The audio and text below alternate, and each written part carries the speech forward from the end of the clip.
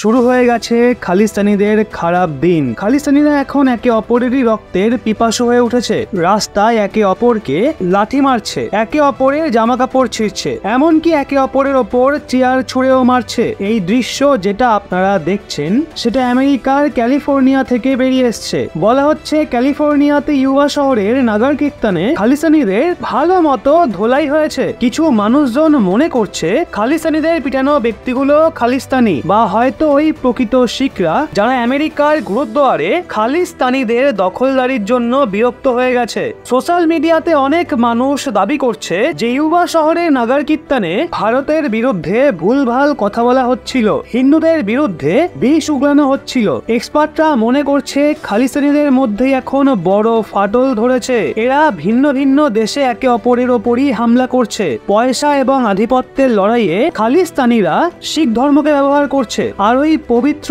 ধর্মকে ছোট করছে। মানুষজন মনে করছে কট্টর খালিস্তানিদের বাড়াবাড়ির মূল্য এখন কোথাও না কোথাও সাধারণ শিখদেরও দিতে হচ্ছে।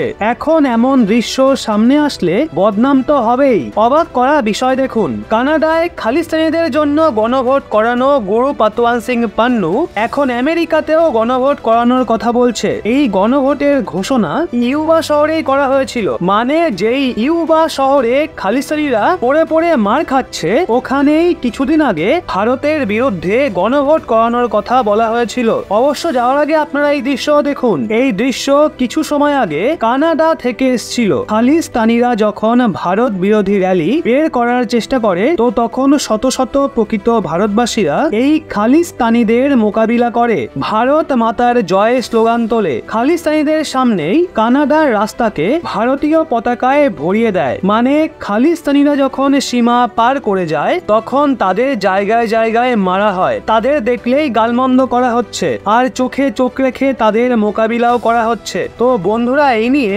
আপনাদের কি বক্তব্য? ওদিকে সেদিন একটা অদ্ভুত বিষয় ঘটেছে। সাধারণত প্রধানমন্ত্রী মোদী যখন কোনো ওয়ার্ল্ড লিডারের সঙ্গে কথা বলেন, কোন দেশের প্রধানমন্ত্রী বা প্রেসিডেন্টের সঙ্গে ফোনে কথা বলেন, তো তখন সেই ইনফরমেশন তিনি টুইটারে টুইট করে নিজেই দেন। প্রধানমন্ত্রী মোদী সেদিন একটা টুইট করে বলেন উনি ইউএইর প্রেসিডেন্টের সাথে ফোনে কথা বলেন, কিন্তু ওনার এই টুইটের বিশেষ ব্যাপার হলো ইউএইর প্রেসিডেন্ট মোহাম্মদ বিন জায়েদকে সম্বোধন করার আগে প্রধানমন্ত্রী মোদী মাই ব্রাদার শব্দ ব্যবহার করেন। হ্যাঁ, একদম ঠিক শুনেছেন আপনারা, মাই ব্রাদার। আর স্টেটমেন্টে লেখেন আমি আমার ভাই মোহাম্মদ বিন জায়েদের সঙ্গে ফোনে কথাবার্তা বলেছি। হয়তো আপনাদের মনে হচ্ছে প্রধানমন্ত্রী মোদীর ইউএইর প্রেসিডেন্ট মোহাম্মদ বিন জায়েদকে ভাই বলে সম্বোধন করা একটা সামান্য ব্যাপার, কিন্তু এমনটা একদমই নয়। আপনাদের জানিয়ে দিই, প্রধানমন্ত্রী মোদী, ইসরায়েলের প্রধানমন্ত্রী Benjamin Netanyahu, Russian president Vladimir Putin, American president Joe Biden, ফ্রান্সের প্রেসিডেন্ট ইমানুয়েল ম্যাক্রন, এমনকি ব্রিটেনের প্রাইম মিনিস্টার ঋষি সুনাককে নিয়ে অনেক টুইট করেছেন। আর ওই সমস্ত দেশের লিডারদের সম্বোধন করার সময় প্রধানমন্ত্রী মোদী নিজের স্টেটমেন্টে সর্বদা মাই ফ্রেন্ড অর্থাৎ আমার বন্ধু শব্দটা ব্যবহার করেছেন। প্রধানমন্ত্রী মোদী তাদের ভাই বলে সম্বোধন করেনি, বরং বন্ধু বলেছে। এর জন্য প্রধানমন্ত্রী মোদীর ইউএইর প্রেসিডেন্ট মোহাম্মদ বিন জায়েদের জন্য ভাই শব্দের ব্যবহার করাটাকে ভীষণ পজিটিভলি দেখা হচ্ছে। আর এখানে এটা বোঝা যাচ্ছে ইউনাইটেড আরব এমিরেটস, যে মধ্যপ্রাচ্যের ভীষণ গুরুত্বপূর্ণ একটা মুসলিম দেশ, সে রাশিয়া, ইসরায়েল, ফ্রান্সের মতো না শুধু ভারতের নিকট মিত্র, বরং এখন ইউএইর সাথে আমাদের ভাইয়ের মতো সম্পর্ক রয়েছে। ডিপ্লোম্যাটিক ওয়ার্ল্ডে এটাকে ভীষণ ইম্পর্টেন্ট ডেভেলপমেন্ট রূপে দেখা হচ্ছে।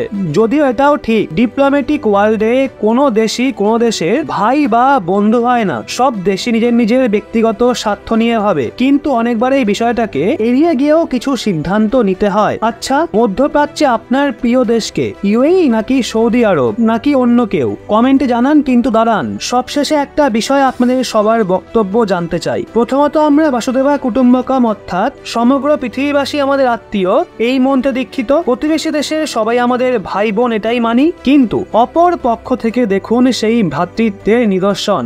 ইসরায়েল ফিলিস্তিন যুদ্ধে কেউ ইসরায়েল সমর্থক তো কেউ আবার ফিলিস্তিন সমর্থক, কিন্তু তাই বলে ইসরায়েলকে সমর্থন করায় এভাবে অকথ্য ভাষায় গালিগালাজ করা কোন গ্রন্থের শিক্ষা? এই নিয়ে ধর্ম টেনে আজে বাজে কথা বলা কোথাকার দীক্ষা? আমাকে বললে তাও মানা যেত, কিন্তু সমগ্র হিন্দুদের এভাবে অকথ্য ভাষায় মন্তব্য করা কোন দেশের শিক্ষা? যারা অন্যের ধর্মকে সম্মান করতে জানে না, তারা নিজের ধর্মকেও ভালোবাসতে পারে না। তবে ভারতে যখন থাকি তখন ইসরায়েলকে সমর্থন অবশ্যই করব, কারণ আমরা কারো প্রতিদান ভুলি না। আমি আর কিচ্ছু বলবো না। হিন্দু ভাই বোনেরা, আপনারাই বুঝে নিন এদের।